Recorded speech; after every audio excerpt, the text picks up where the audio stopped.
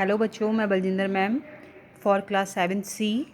आज आपको सामाजिक विषय के पाठ 1 के बारे में बताऊंगी। तो हमारा लेसन 1 है पृथ्वी की संरचना। इसके अंतर्गत जो मुख्य बिंदु दिए गए हैं वह हैं आपके पृथ्वी की आंतरिक संरचना, पृथ्वी की बाह्य संरचना और आपके शैल चक्र। तो चलिए अब पढ़ते हैं। जैसा कि बेटा हम सभी जानते हैं कि जो हमारे बड़े बुजुर्ग थे वह भी हमें बताते हैं कि जो पृथ्वी की उत्पत्ति हुई थी वह अरबों वर्ष पूर्व हुई थी। तो एक सामान्य परिकल्पना के अनुसार अरबों वर्ष पूर्व पृथ्वी की उत्पत्ति गर्म गैसों और धूल के कणों से निर्मित हुई थी। यानी जो प्रारंभ में था हमारी पृथ्वी जो थी एक सूर्य के गोले के समान थी और अत्यधिक गर्म थी, जिसके कारण उस पर बहुत सी गैसें हो गई थी तथा उसमें जो धूल के कण थे वह एक बहुत बड़ी राशि में यानी बहुत बड़े समूह में एकत्रित हो गए थे। धीरे धीरे जो समय बीतने लगा तो जो यह पृथ्वी जो गर्म गोले के आकार में रूप में थी वह धीरे धीरे ठंडी होने लगी और इस पर गुरुत्वाकर्षण शक्ति के कारण वायुमंडल बन गया। उसके पश्चात घोर वर्षा हुई और जिसने महासागरों और महाद्वीप जिससे हमारी पृथ्वी पर महासागर और महाद्वीप जो थे वह बने। विज्ञान अगला पॉइंट आ जाता है आपका पृथ्वी की आंतरिक संरचना, यानी हमारी पृथ्वी जो है वह अंदर से कैसी है। तो पृथ्वी की आंतरिक संरचना एवं प्रक्रियाओं के विषय में हमारा अधिकांश ज्ञान अप्रत्यक्ष यानी जो दिखाई नहीं देते अप्रत्यक्ष स्रोतों से ही प्राप्त होता है। जो पृथ्वी की आंतरिक संरचना होती है उसको जानने का सबसे महत्वपूर्ण स्रोत जो बताया गया है वह बताया गया है भूकंपीय तरंगे। तो यह तरंगे भूकंप के उद्गम केंद्र से उत्पन्न होती हैं।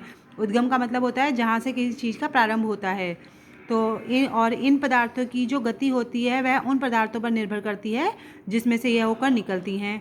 जो भूकंप तरंगे होती हैं वह भी आपकी दो प्रकार की होती हैं। पहली होती हैं पी तरंगे और दूसरी होती हैं एस तरंगे।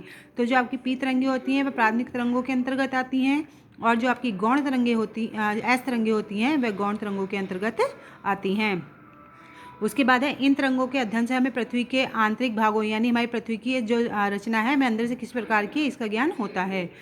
तो एक पतली ठोस परत पृथ्वी को बाहर से घेरे हुए है। इस परत को हम भूपटि कहते हैं तथा भूपटि का सबसे ऊपरी सतह का निर्माण जो होता है वह शैल और चट्टानों के द्वारा ही होता है।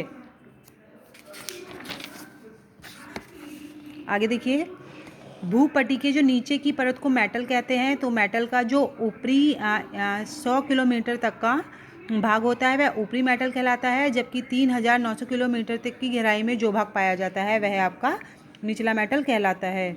यहाँ पर देखिए इसको डायग्राम के हिसाब से बताया गया है। उसके बाद आ जाता है आपका स्वेस के विचारों से भूपटि के नीचे की जो 3 परतें हैं उनको उन्होंने स्वेस ने क्या नाम दिए हैं। तो पहला है आपका सीएल। भूपटि के नीचे की प्रथम परत को स्वेस ने सीएल का नाम दिया है। यह है आपकी 2 तत्व सिलिका व एल्युमिनियम से मिलकर बनी होती है तथा इसकी गहराई 50 से 300 किमी तक आंकी गई है। सीएल के बाद आता है आपका सीमा। तो सीएल के नीचे की परत को सीमा कहते हैं। इसका निर्माण सिलिका और मैग्नीशियम तत्वों से मिलकर हुआ है और इस परत की जो गहराई है 1000 से 2000 किमी तक पाई जाती है।